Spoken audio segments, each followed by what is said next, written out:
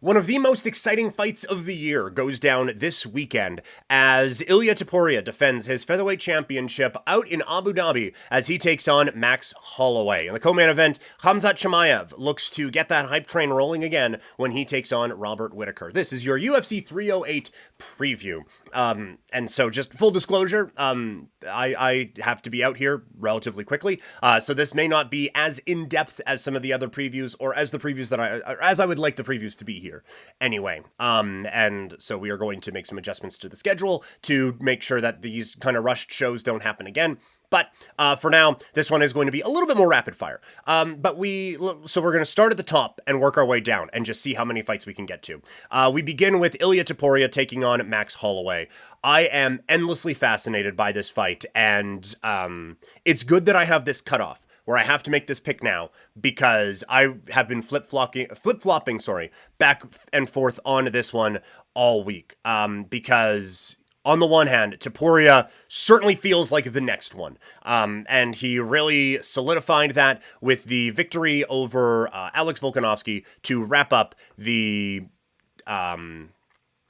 featherweight championship here at earlier this year. Now, in his first title defense, he goes up against one of the all-time greats in Max Holloway, who is coming off of a legendary epic performance against Justin Gaethje in the BMF championship fight, earning him this opportunity, even though that fight was at 155. Holloway, one of the greatest of all time. So he gets this opportunity here. And so the back and forth on this one is a lot of people were assuming Holloway was done, kind of leading into this last run. And now he's been able to turn it on again, and he has turned it into another title opportunity. And again, he is only 32 years old, but there is a lot of wear on that body. And so that is where a bit of the concern comes from. But if we are to just assume that the best version of Max Holloway is going to step into that cage on Saturday night, it makes it very difficult for Ilia Topuria. Topuria is such a skilled striker and has a lot of power that he is going to be able to put on display, or that he has been able to put on display. And so that is where I have a little bit of concerns about what he is going to do here, because I think that Holloway for 25 minutes is going to be in this guy's face. I think there is going to be pressure, and I think he is going to be able to use that speed element that Holloway has, and try to really wear down and limit what Ilia Topuria can do. Now, on the other hand, Topuria has game-changing power, right? Volkanovski found that out, and he puts his combinations together really, really well. Also, he is a skilled mixed martial artist. I don't want this to seem like what we did a couple of weeks ago with Beterbiev against Bivol, where it was basically just like, oh yeah, a brawler against a puncher. Like, this isn't...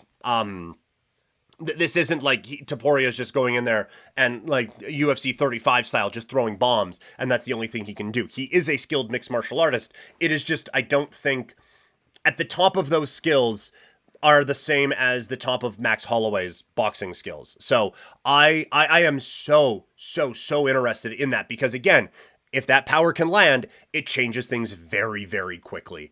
And it can kind of throw some things off a little bit. I do also think that an important part of this game plan for Ilia Topuria is going to be the leg kicks. I think that he did a good job of very quickly slowing down Alex Volkanovski in their championship bout and really trying to kind of limit that movement, because Volkanovski is one of the best in the world at stringing together all of the different components of MMA, and I do feel like Topuria was able to get him off balance a little bit with those leg kicks.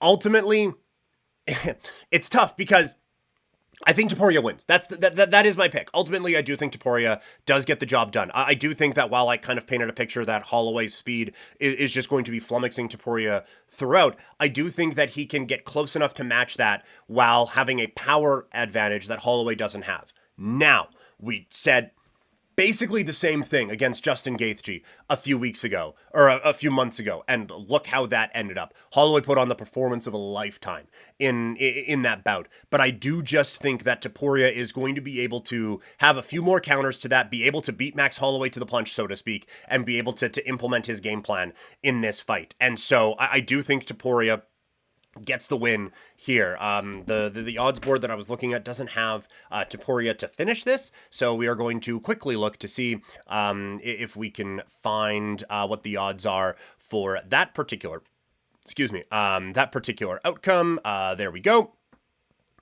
So under 4.5 rounds is minus 133. That's probably not going to help us out a ton. Topuria to win by KO, TKO, or DQ is plus 165. That's probably a little bit more in line of what we are going to be looking at here. That would be my prediction, is Topuria gets it done inside the distance. And so we are going to say Topuria by KO in this bout. But I will say, there are some live underdogs here. I think Holloway has a real chance to pull off this upset again. And so him at plus 205, like that's kind of where I was going before, is that I feel like Topuria wins, but he shouldn't be a minus 225 favorite. Like, it feels like this fight is going to be closer than that. And so I do think that this is going to be... I think this is going to be a close fight, but I do think Topuria gets the job done. Co-main event, it is Robert Whitaker going up against Khamzat Chimaev. This one likely for the number one contender, certainly if Chimaev wins, for the number one contender at 185 pounds. Khamzat Chimaev had all this momentum behind him. He won 2 fights in 10 days, but since then he got COVID twice. One of them made him retire, and since coming back, it has not really been the exact same. The fights that he has dominated in were fights that the other guy wasn't ready for, and all happened because he missed weight. The last one coming against Kamaru Usman, a blown-up 170-pounder, working his way up to 185. Not to take anything away from Kamaru Usman, who I think is very good, but it does not have the same feeling around Khamzat. He goes up against Robert Whitaker, who has been one of the great fighters in the middleweight division for a very long time, and it just so happens the fighters he can't get past are the ones who are at the tippy top of this division, in Adesanya and in Dricus du Plessis. And so whenever you go into one of these where it's, well, this guy only loses to the top of the top and the best of the best, is the guy who he's fighting the top of the top and the best of the best? I genuinely think he is.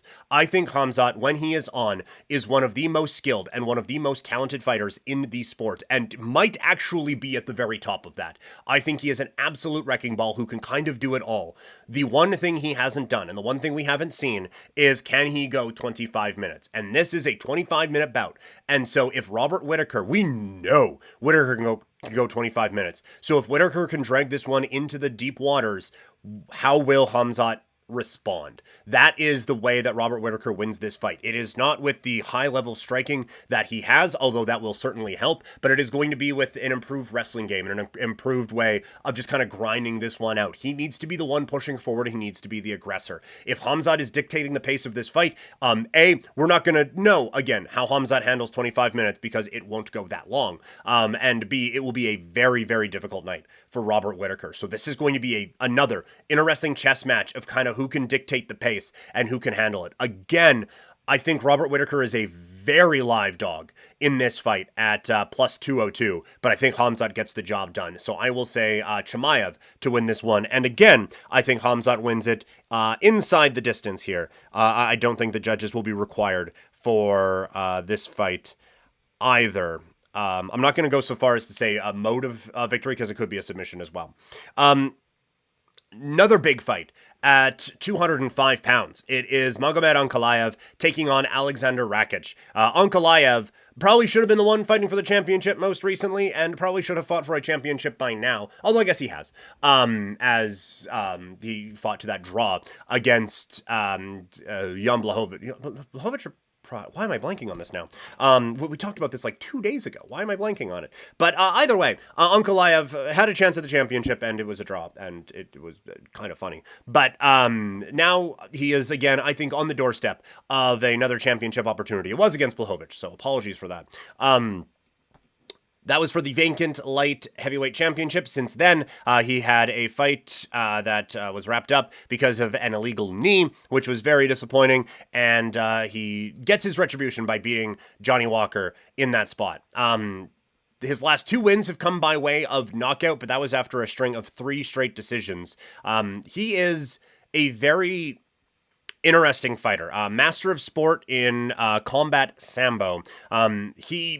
He has a style that I think would go very difficultly for Alex Pereira. That is the type of fighter that gives you a lot of, that I think could give, potentially, if any fighter is, that would be the type of fighter that would give Pereira a lot of issues. And so I think that Ankalaev has a very big opportunity here going up against Rakic, who I also think is one of the better fighters in this division. Like, this is genuinely a very, very good fight here at 205 pounds. Rakic probably doesn't get a title shot coming off of this, even if he does get a win. As coming off of a loss against Blachowicz and Prochazka back on in 2022, and then took a while off, and then all the way up to April of 2024 against Yuri Prochazka. But I just think Rakic is just a little bit ahead of, I think Ankalaev, is a little bit ahead of Rakic, and I think he is able to go out, really control this fight, and get the job done. And honestly, I think this one could be one that gets finished as well. So I think that is the play with Ankalaev to finish this one inside the distance. Couple more here before we wrap it up. I do think Shara Magomedov is going to come away with another fun win here as they ease him up. I've said before, I liked how they have kind of worked things with him. I think he does get the job done. But saying before, there are a bunch of live dogs on this particular card. Said it before, I think that Holloway has a very good chance of winning, plus 205. Same thing for Robert Whitaker. There is a clear path to victory for both. It's hard, but there's a clear path to victory for both at plus 202. Dan Ige at plus 240 against Lerone Murphy. Murphy, really, really fun fighter, but Ige still tough and did the UFC a solid a bit ago. I think he has an opportunity to come up with an upset at plus 240.